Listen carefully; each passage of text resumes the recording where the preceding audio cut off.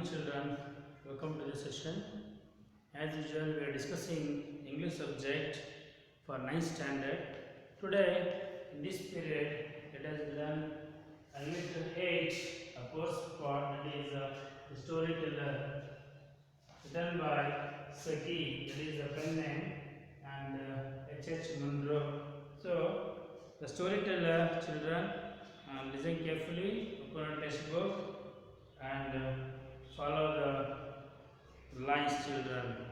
So before going to start the previous period, this is the second session where in the previous session we have discussed regarding the author and also the summary of this lesson. Let's have a discussion today in this period with line by line we will go. Okay, children. So before the paragraph in the textbook, warm-up activity is given. Let's see.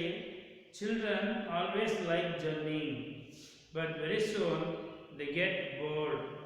But one cannot stop the journey. One has to engage the children, or else they start disturbing the people around.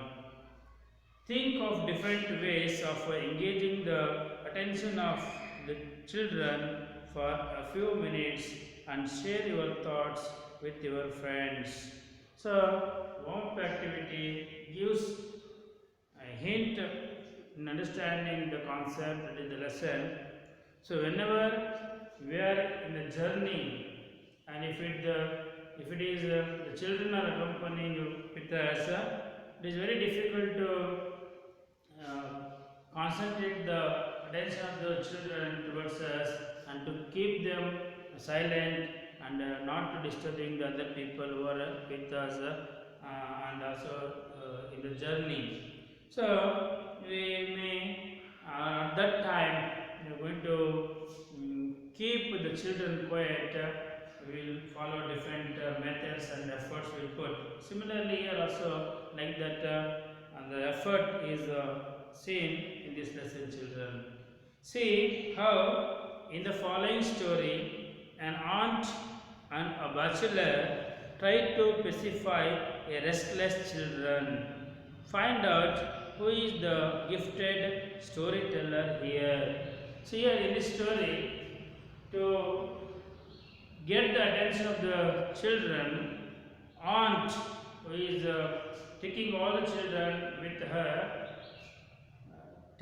wanted to tell a story, but sooner the children shows some desiredness and also disinterested in the story, and whereas afterwards the stranger is in that compartment, a bachelor was sitting, is going to telling a story. Then at least he was able to handle the children and keep the children for a few minutes silent. So this is about the hint of the story. Let's have a look on the paragraph, children. The first paragraph. It was a hot afternoon. Open your textbook, children. Follow the lines. Try to understand. Very easy to understand the lines, children. It was a hot afternoon, and the railway carriage was correspondingly sultry, and the next stop was at Templecombe, nearly an hour ahead. So it was a hot afternoon means the journey which is mentioned here in this lesson will be during summer season, and railway carriage was correspondingly sultry. So railway carriage means the railway compartment.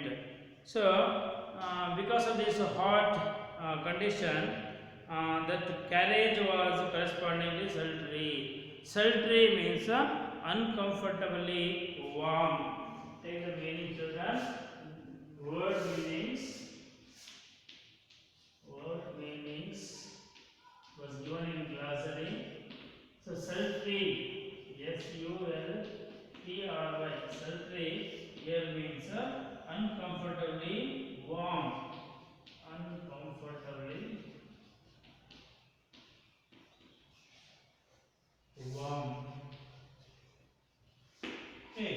So the occupants of the carriage were a small girl and a smaller girl and a small boy. So three children, small girl, smaller girl, and a small boy. An aunt belonging to the children occupied one corner seat, and the further corner seat on the opposite side was occupied by a bachelor. So here in the compartment we are going to see a bachelor, that is opposite side of that of the aunt, and also an aunt and also three children, totally five occupants, that is the passengers will be mentioned here in this paragraph. So who was stranger to their party? So the bachelor was a stranger to this group, that is of aunt and the three children. So this is mentioned, but the small girl and the small boy emphatically occupied the compartment. So small girls and the small boy emphatically means by forcefully these children occupied the whole compartment. Both the aunt and the children were conversational in a limited, persistent way, reminding one of the attentions of a housefly that refuses to be discouraged. So here the aunt and the children were in a conversation, and whereas that conversation persistent way, it is a set persistent way, doing something continuously. So persistent means persistent. Persistent. Persistent means here doing something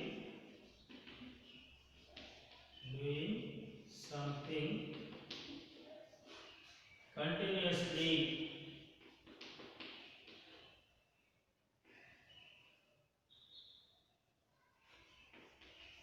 Doing continuously. So here the conversation is going on and reminding one of the attentions of a housefly that refuses to be discouraged. Most of the aunt's remarks seem to begin with do not, and nearly all of the children's remarks began with why. So the aunt wants to make the children quiet, and in that way she is going to saying to those children, do not like that. And for all her remarks, the reply by the children's side is why. So the bachelor said nothing out loud. So the bachelor was observing all this which is going in the compartment with the aunt and the children. Okay, this was about the picture of the compartment and the condition of the day journey. Okay, the next paragraph, second paragraph, children. Do not, Cyril, do not, exclaimed the aunt. As the small boy began smacking the cushions of the seat, producing a cloud of dust at each blow. So the small boy, when the small boy began smacking means here hitting forcefully, smacking means to hit forcefully, to hit forcefully. So when the small boy is going to begin to smacking the cushions of the seat, and as a result of that it is going to produce a cloud of dust each. So come and look out of the window, she added. So aunt wanted to stop that small boy doing that smacking onto the cushion seat, and to stop that dust, she added that come and look out of the window. She called the small boy to look out of that window. The child moved reluctantly to the window. The child moved reluctantly. Reluctantly means unwillingly. Reluctantly meaning I consider reluctantly means unwilling. That boy was not willing, but as as the aunt said, so without any interest, unwillingly the child moved to the window. After that, why are those sheep being driven out of that field? He asked.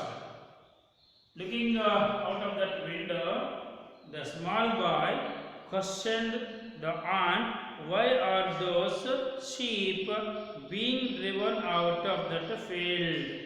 Maybe he has observed that on that field, the sheep were going to be driving out of to that of the field. So the question asked to that of the aunt by this small boy after looking into that of the looking out of the window.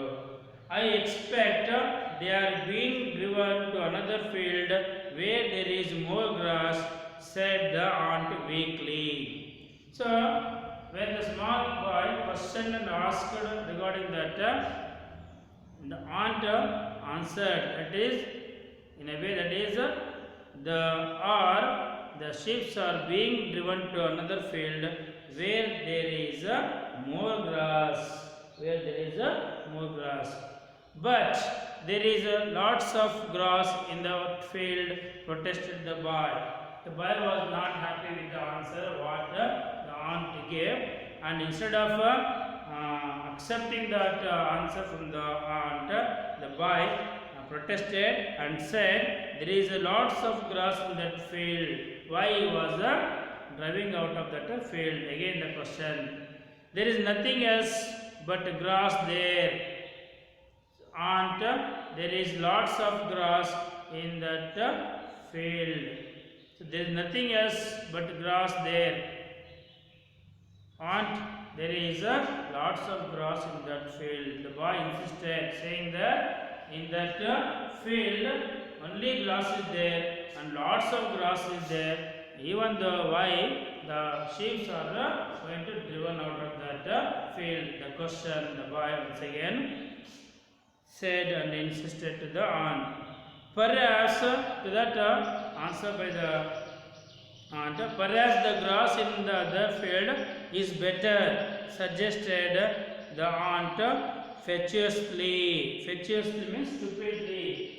So, aunt said to the boy fatuously. F-A-T-U-O-U-S. Fatuously means stupid. A stupid manner, aunt said, maybe grass is better on the other field. Why is it better? Came the swift, inevitable question. Another question, when aunt said, maybe perhaps the grass in the other field is better, the question like a shift. Very fastly the question asked, why is it better? Oh, look at those cows, exclaimed on, to divert the mind. Not answering to the question, why is it better, Aunt said, exclaimed that, oh, look at those cows.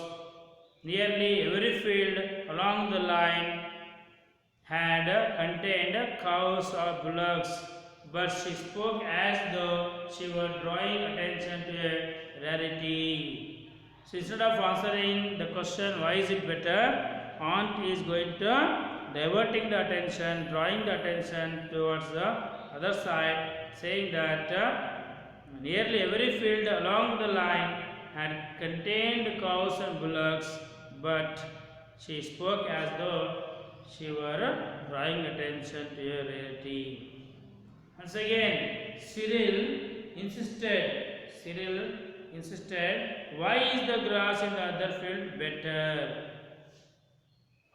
Why is the grass in the other field better? So, the small children are eager to know the answer, and they are asking question to that aunt. So the frown on the bachelor's face was deepening to a scowl.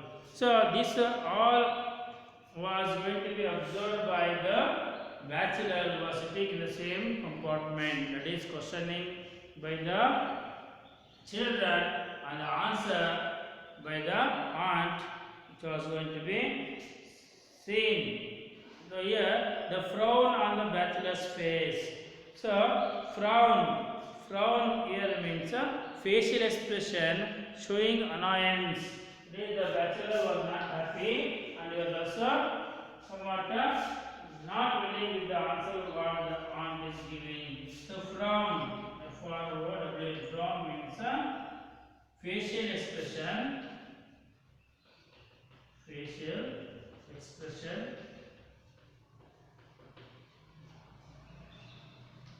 showing annoyance, is angry, was on the bachelor's face, deepening to a scowl, very annoyed expression. Scowl means a very annoyed expression. Scowl, SCOWL. Scowl means a very annoyed expression.